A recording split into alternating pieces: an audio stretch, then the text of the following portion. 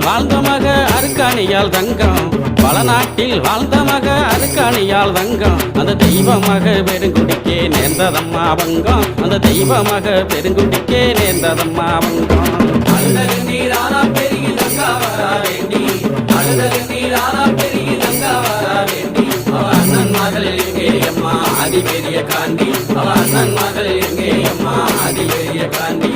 வீரப்பூர் வீரமலையில் 26 வருஷம் வீரப்பூர் வீரமலையில் 26 வருஷம் அங்கு தவம் இருந்த தவசியே என் ஆதிசக்தி தேவி அங்கு தவம் இருந்த தவசியே என் ஆதிசக்தி தேவி